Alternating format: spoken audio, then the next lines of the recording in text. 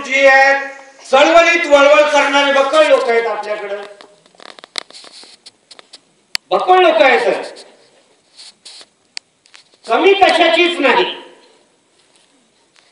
पण माणसाजवळ माणूस यायला तयार नाही ही फार मोठी अवघड गोष्ट आपल्या समाजात होते. त्यामुळे हे पोरं जेव्हा अंबाजोगाईला आले, हे सर जेव्हा अंबाजोगाईला आले, मी पहिल्या धडा केला तर त्यांना उडवून दिलो. तुम्ही म्हणलं तुमच्या गावात काय आपल्याला यायचं,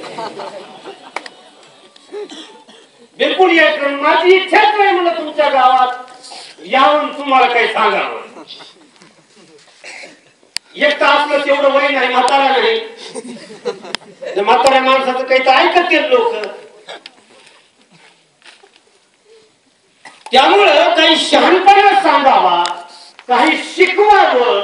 जसं वर्गात 4-5 पोरं बसून दटवून काही तर सांगतायत आहे की नाही, लेकर बारके असतात गप बसतात, ऐकून घेतात, ऐकून घेतात ना. कंपल्सरीचा तास असतो इंग्रजी, पास झाल्याशिवाय पुढे जाताच येत नाही. संशोधनाचा विषय कशासाठी वस्तीवर नादून सुद्धा असत. ज्याला काहीच माहित नाही त्याला बी इंग्रजी शिकवा, ज्याला माहित आहे त्याला बी इंग्रजी शिकवा, ज्याला काहीच उपयोग नाही त्याला बी इंग्रजी शिकवा.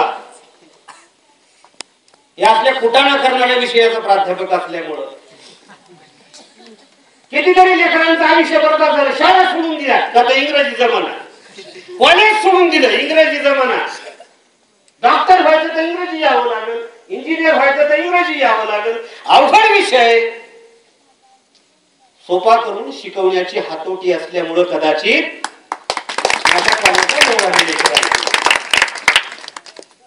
आणि आड पडद्याने बोलणं आपल्या बापाला जमत नाही. त्याच्यामुळे आल्या म्हणलं ते खाली घ्याकडे यायला त्या अगोदर, आता खाली त्याच्याही महाग गोची व्हायची पुढे आलो